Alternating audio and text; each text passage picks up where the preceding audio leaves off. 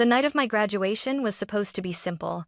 A dinner, a toast, a few polite smiles to mark the end of one chapter and the beginning of another. Instead, it became the moment my family finally showed me exactly where I stood. Halfway through the meal, my father leaned across the table and said, calmly, as if he were asking for the salt, "You need to give your inheritance to your sister. Tonight." I laughed, thinking it was a joke. He didn't smile. "You don't deserve Grandpa's money," he added. When I refused, he reached into his bag, pulled out my diploma, and held it up while everyone stared. The edges curled and darkened as the flame touched the paper. Gasps filled the room. My mother froze. My sister looked away. I didn't cry. I didn't beg. I smiled, stood up, and walked out. Because the reason I stayed so calm that night wasn't something they could burn, and at the lawyer's office the following week, they were about to learn exactly why. My name is Chloe, and for most of my life, I learned how to disappear without ever leaving the room. It wasn't something anyone taught me directly. No one sat me down and said, "Be quiet, Chloe, be small." It was something I absorbed slowly. The way you absorb cold in a house that's never fully warm, you stop expecting heat. You learn to layer yourself in silence. In my family, there was always a clear rhythm. My father, Richard, spoke with certainty and expected obedience. My mother, Linda, smoothed everything over with polite smiles and careful excuses. And then there was my younger sister, Emily, bright, emotional, expressive. The kind of child adults noticed immediately. I was the other one. At family gatherings, relatives would gush over Emily. "She's so talented. She has such a strong personality. You can already tell she's going places." Then someone would turn to my parents and ask, "And what about Chloe?" My mother would smile. "Oh, Chloe's easy. She's very responsible." Responsible. That word followed me everywhere. It sounded like praise, but it functioned more like a dismissal. It meant I didn't need checking in on. It meant I didn't need encouragement. It meant I would understand when my needs came second. I understood a lot. When I was 11, I spent weeks building a small robotics project for a school exhibition. I stayed up late, wiring pieces together, fixing mistakes, learning through trial and error. On the day of the event, I waited by the front door with my project in my arms while my parents rushed past me. "We're running late," my father said, grabbing his keys. "Emily has her art workshop across town." I walked to the school gym alone, dragging my project behind me. I told myself it was fine. I told myself I didn't need them there. But when other kids posed for photos with their parents, I felt something settle quietly in my chest, something heavy, something familiar. At 15, I was accepted into a competitive academic program in another state.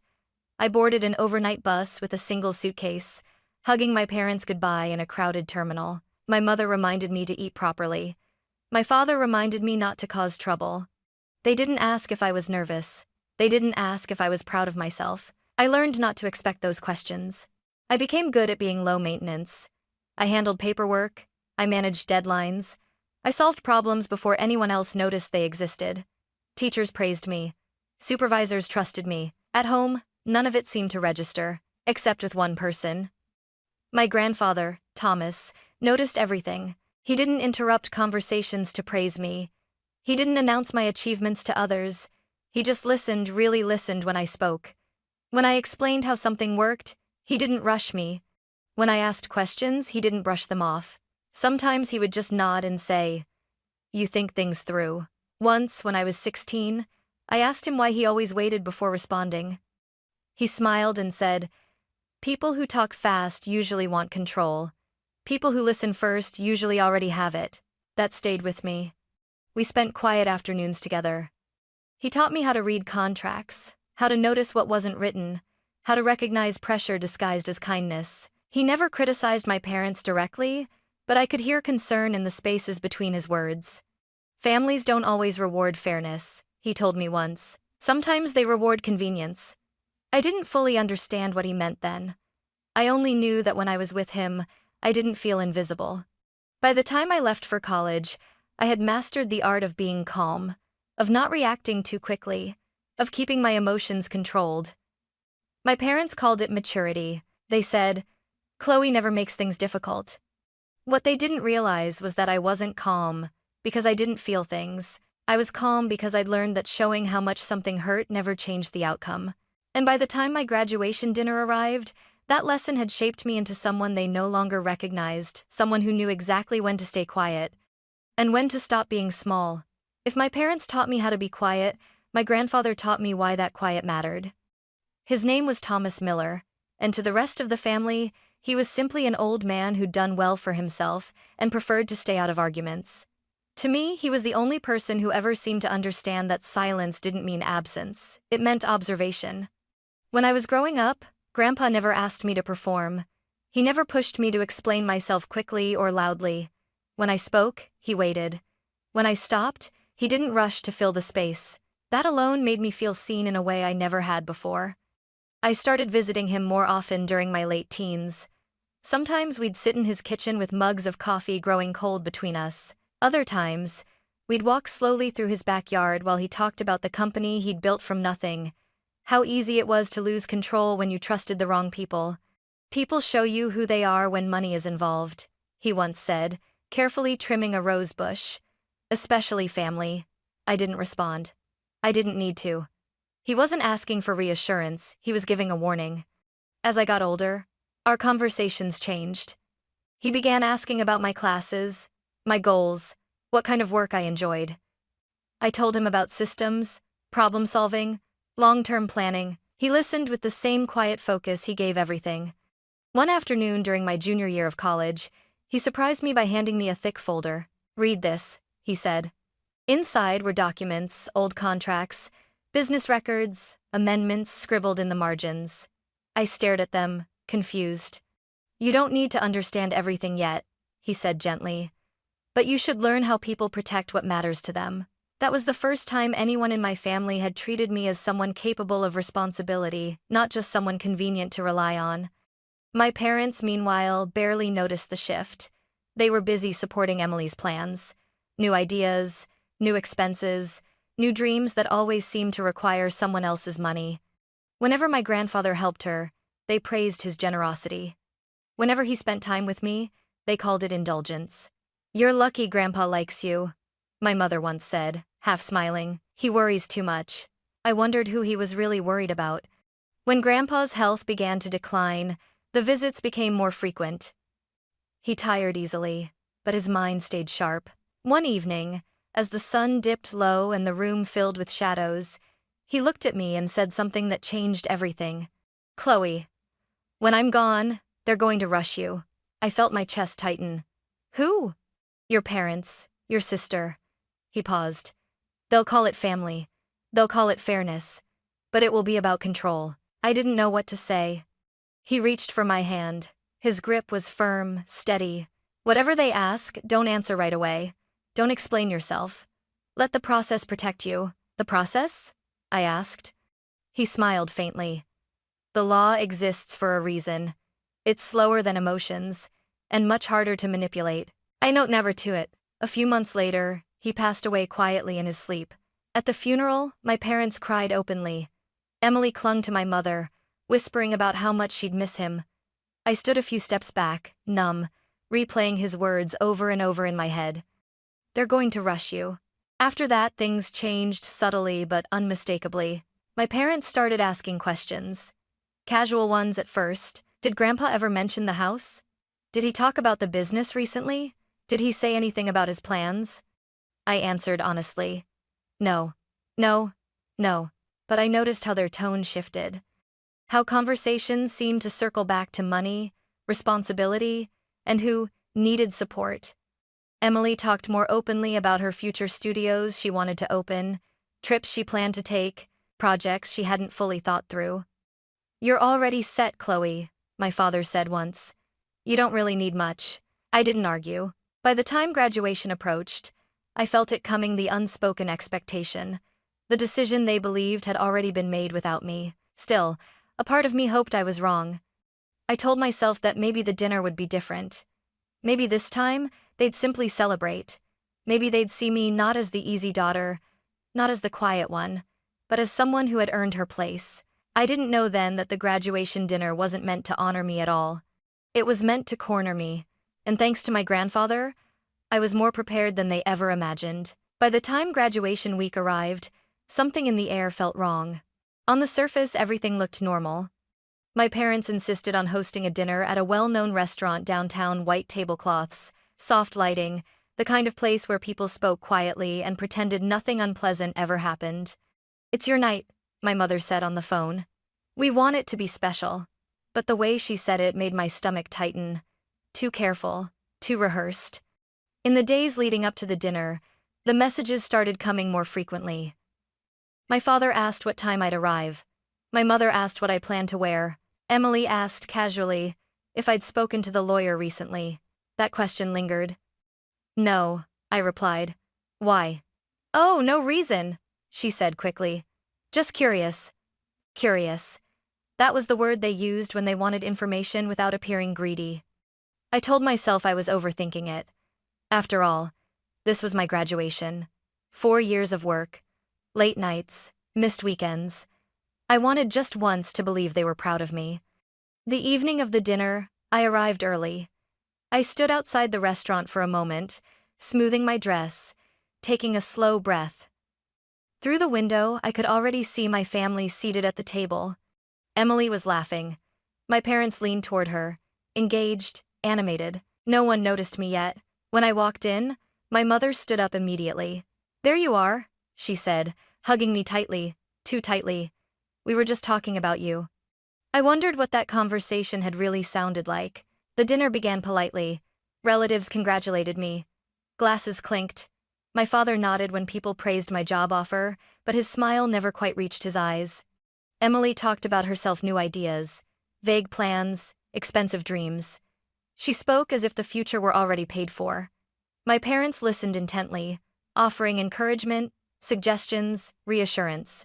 When the conversation turned to me, it felt thinner. "So," my father said, cutting into his steak, "you'll be working long hours." "I'm ready for that," I replied. "You always are," he said. It sounded like praise. It wasn't. I noticed small things then. My father checking his watch repeatedly. My mother barely touching her food. Emily leaning back in her chair, watching me with an unreadable expression. They weren't here to celebrate. They were waiting. When dessert arrived, my father cleared his throat. The sound sliced cleanly through the table chatter. "Chloe," he said, reaching into his briefcase. "We need to talk." My chest tightened, but my face stayed calm. He placed a folder on the table and slid it toward me. The leather scraped softly against the wood. Inside, I could see the edges of documents neatly stacked. Official, deliberate. My mother folded her hands. Emily stopped smiling. "This is important," my father continued. "Your grandfather trusted you, but you already have stability. Emily doesn't." I didn't open the folder. "I didn't need to." "You want me to give up my inheritance," I said quietly. My mother nodded. "Just temporarily. So your sister can manage things." Manage, that word again. "I'm not signing anything," I said. The table went silent. Emily blinked, clearly not expecting resistance. My father frowned, as if I'd spoken in the wrong language. "Don't be difficult, Chloe," he said. "This is about family." Family. The word landed heavily, weighted with expectation and threat. I shook my head. No. It was the first time I'd ever said that word to him without softening it, without explaining, without apologizing. Something shifted in his expression, confusion giving way to irritation, then to something colder. "You don't understand what you're risking," he said. I met his eyes. "I do." Emily scoffed. "Why are you being like this? You weren't even that close to Grandpa." The words stung, but they also clarified everything. They had never seen my relationship with him because it had never benefited them to look. "I'm not signing," I repeated. That was when my father stood up.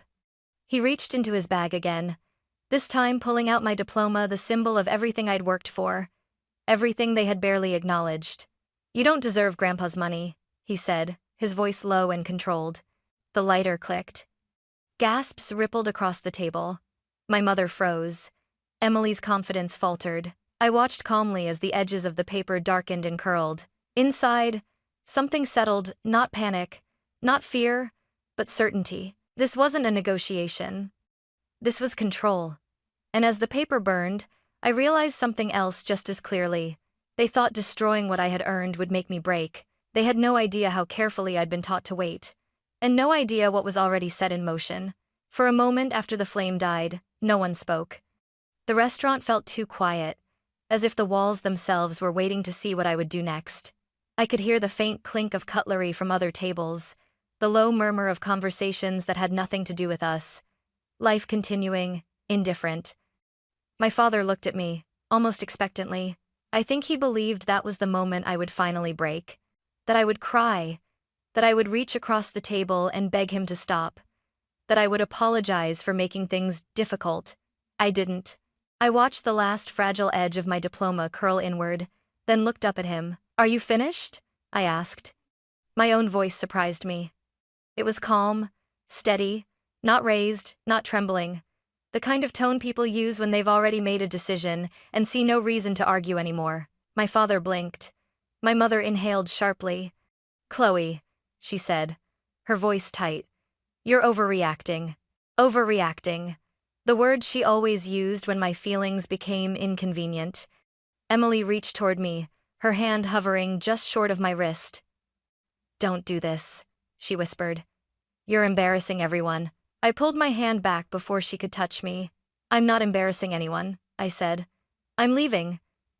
My father's jaw tightened. "Sit down." The command was automatic, practiced. The same tone he'd used my entire life when he expected compliance. I stood up instead. The chair scraped softly against the floor. It was a small sound, but it cut through the tension like a blade. Heads turned from nearby tables. Someone stopped chewing. Someone else stared openly. My mother finally stood too. "If you walk out now," she said quietly, "you're choosing to tear this family apart." I almost laughed. "You tore it apart long before tonight," I replied. "I'm just done pretending it's still whole." Emily shook her head, disbelief replacing entitlement. "You're really doing this? Over a piece of paper?" I looked at her, really looked at her. Not as my sister, not as the golden child, but as someone who had never once questioned where her advantages came from. "It was never about the paper," I said. I picked up my purse, folded my napkin neatly, and placed it on the table. A small habit, a final act of order in a moment that felt anything but orderly. My father stared at me, his expression shifting, not angry now, but unsettled. He had lost control, and he knew it. "This is what happens when you forget who supports you," he said. I met his gaze. "I can't remember a single time you did." The words hung between us, heavy and undeniable. No one followed me as I walked toward the exit. Not my mother, who was too busy maintaining her composure. Not Emily, whose world had just tilted in a direction she didn't understand. Not my father, who was still standing there, lighter in his hand, staring at the ashes of a symbol he thought would keep me obedient. Outside, the night air hit my face, cool, damp, real. I stood on the sidewalk for a moment, breathing it in. The city moved around me, cars passed. A couple laughed as they walked by. Somewhere nearby, music played softly through an open window. For the first time that evening, I felt grounded. I ordered a ride and watched the restaurant fade behind me as the car pulled away.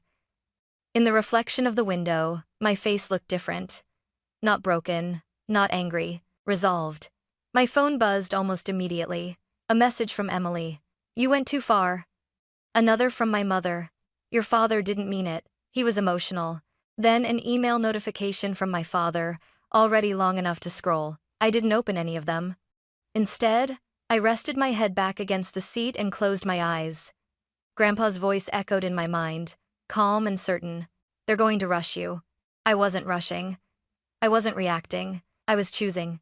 That night, I stayed at my Aunt Sarah's apartment. She opened the door without questions, took one look at my face, and stepped aside. "There's tea in the kitchen," she said softly. "You can talk if you want, or not." I didn't talk. I didn't need to. Lying on her couch later, staring up at the ceiling, I replayed the dinner in my mind, not with anger, but with clarity. Every word, every look, every carefully staged moment. It hadn't been a celebration. It had been a test. And for the first time in my life, I hadn't passed it the way they expected. As sleep finally crept in, one thought settled firmly in my chest. They believed tonight was the end of my resistance. They had no idea it was only the beginning. The morning after the graduation dinner, I woke up expecting to feel shattered. Instead, I felt clear.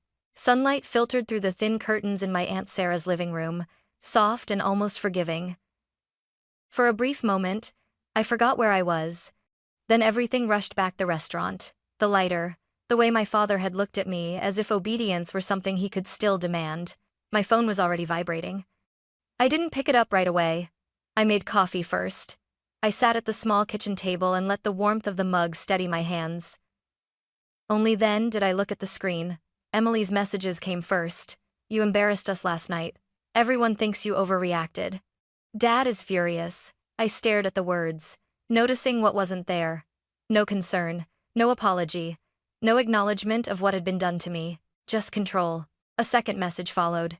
"You know Grandpa wouldn't want this much drama." I almost laughed. Emily had always spoken confidently about things she didn't actually understand. Then came my mother's call. I hesitated before answering. "Chloe," she said immediately, her voice soft, carefully measured. "We need to talk." "I'm listening," I replied. "Your father didn't mean what he did," she said. "You know how emotional he gets when he feels challenged." "Challenged. Not wrong. Not cruel. Challenged. You should apologize," she continued. "Not for refusing necessarily, but for the way you handled it." I closed my eyes. "Mom," I said quietly, "he destroyed my diploma." There was a pause. Just long enough for me to know she'd already decided how to frame it. "It was symbolic," she said. "He was trying to make a point." "And what point was that?" I asked. "That you're forgetting your place," she replied before catching herself. The line went silent. I ended the call. By noon, my father's email arrived. 3 pages long, accusations wrapped in concern. Words like ungrateful, selfish, dramatic, repeated reminders of everything they'd provided for me. Near the end, buried beneath the anger, was the real message. "Sign the documents. Fix this. Be the daughter we raised." I didn't respond. Instead, I powered off my phone completely. For the first time in my life, I allowed myself not to explain, not to justify, not to smooth things over. The quiet that followed wasn't empty, it was protective. That afternoon, I opened my laptop and reread the email I had sent the night before. "Mr. Jonathan Reed, it's time." His reply was already waiting. "Understood. I'll notify all parties. Next week, Santa Monica office." My chest tightened, not with fear, but with something close to relief. This was the process Grandpa had talked about. Slow, deliberate, impossible to intimidate with raised voices or emotional threats. The rest of the week passed in an uneasy calm. At work, I focused on tasks I could control. Code reviews, meetings, deadlines. In the evenings, I stayed with my aunt, helping her with groceries, watching old movies, letting normal life remind me that the world hadn't ended just because my family had lost control. One night, she finally spoke. "Your grandfather knew this would happen," she said gently. "That's why he trusted you." I nodded, the weight of that trust settling deeper in my chest. My phone stayed off, but messages piled up anyway. Missed calls, voicemails. One from Emily stood out. Her voice, no longer smug, sounded shaky. "I already told people the house was basically mine," she said. "You're making me look stupid." That was when I realized something important. They hadn't just assumed I would give in. They had already spent what wasn't theirs. By the time the day of the meeting arrived, I felt strangely calm. I drove to the lawyer's office early, parked across the street, and sat in the car for a moment. I thought about my grandfather's quiet patience, about the way he'd taught me to wait, to read, to prepare. I wasn't walking into that building as a daughter, asking for approval. I was walking in as the person he had trusted to protect his legacy. As I stepped out of the car and locked the door behind me, my phone buzzed once more, powered on just long enough for a final message from my father to come through. "You still have time to do the right thing." I smiled faintly. I already had. And inside that office, waiting behind polished wood and neatly stacked documents, was the truth they could no longer talk their way around. The lawyer's office didn't look like the kind of place where lives unraveled. It was clean, bright, quiet. Sunlight poured in through tall windows, reflecting off polished wood and glass surfaces.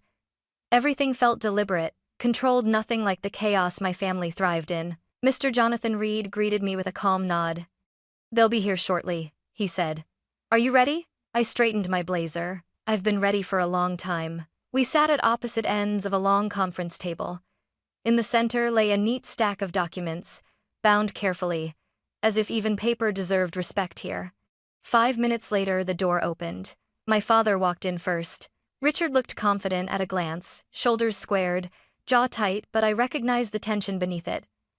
My mother followed, lips pressed together, already bracing herself. Emily entered last, sunglasses pushed up on her head, phone still in her hand like this was an inconvenience she planned to leave early. She froze when she saw me. "You're really doing this?" she muttered. I didn't respond. They took their seats across from me, forming a familiar line. A perfect reflection of every dinner table, every family meeting, every moment where I had been expected to listen instead of speak. Mr. Reed didn't waste time. "As stated in the official will of Thomas Miller," he began, his voice even and precise. The room seemed to still. He read slowly, deliberately, each word landing with intention. Dates, witnesses, legal language that left no room for interpretation. Then he reached the line my family had never prepared for. The full estate, including all properties, financial assets, business interests, and intellectual holdings, is to be transferred solely to his granddaughter, Chloe Miller. My mother's breath caught. Emily's mouth fell open. "That's not possible," she said sharply. "He promised." "No," Mr. Reed interrupted calmly. "He did not."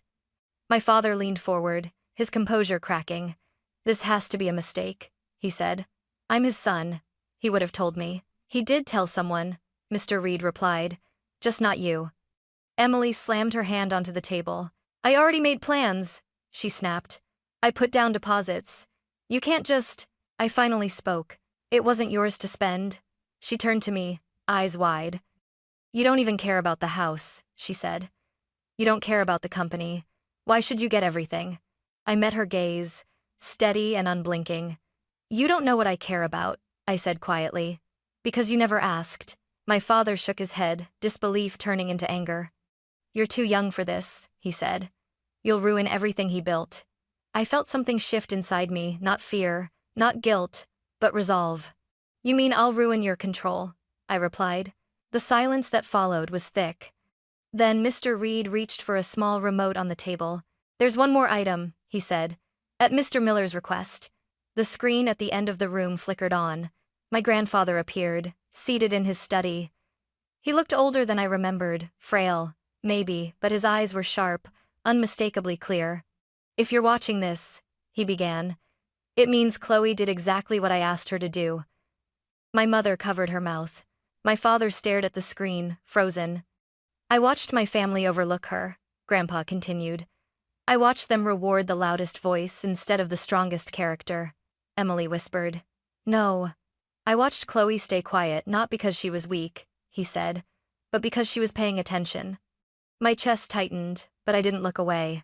"I'm leaving her everything," Grandpa said, "because strength should be trusted, not exploited." The video ended. No one spoke. I stood slowly, placing my hands flat on the table. Not to dominate the space, but to claim it. "This isn't revenge," I said. "This is protection. For myself, and for what Grandpa built." My father finally looked at me not as a child, not as someone to command, but as someone he no longer had power over. "You burned my diploma," I said evenly, "but you didn't burn my future." My mother looked down, tears forming, but I felt no urge to comfort her. Emily covered her face, shaking her head as if denial could rewrite reality. Mr. Reed slid the finalized documents toward me. I gathered them calmly, placing them into my folder. "This meeting is concluded," he said. I stepped back from the table. No one followed me. As I walked out into the bright California sun, something inside me finally loosened. The tension I'd carried for years, the constant readiness to defend myself, began to fade. For the first time in my life, the truth hadn't needed me to fight for it. It had spoken clearly, and everyone had heard it. After the meeting, I didn't feel victorious. I felt empty.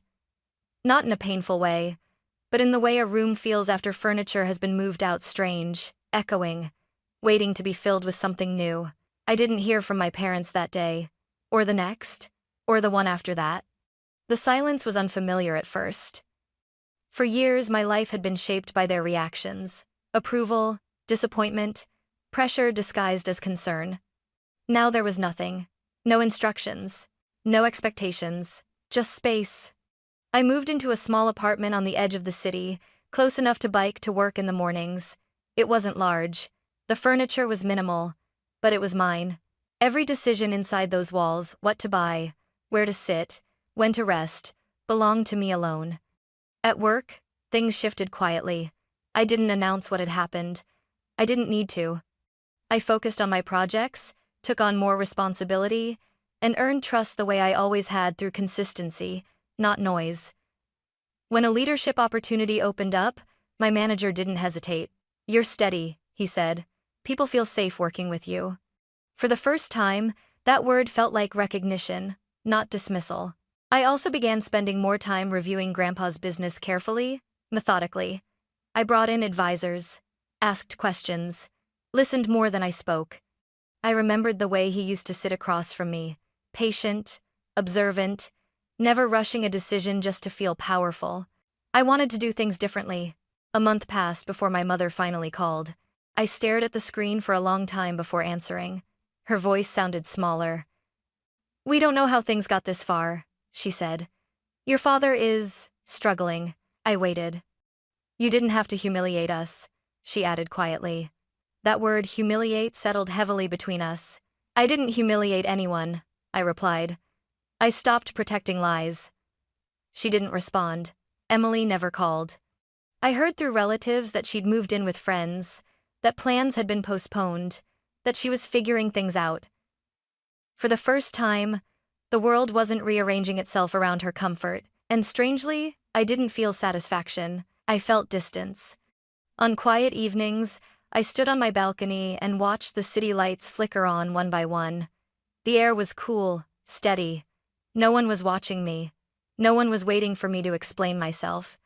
I thought about the girl I used to be, the one who swallowed words, who measured her worth by how little trouble she caused.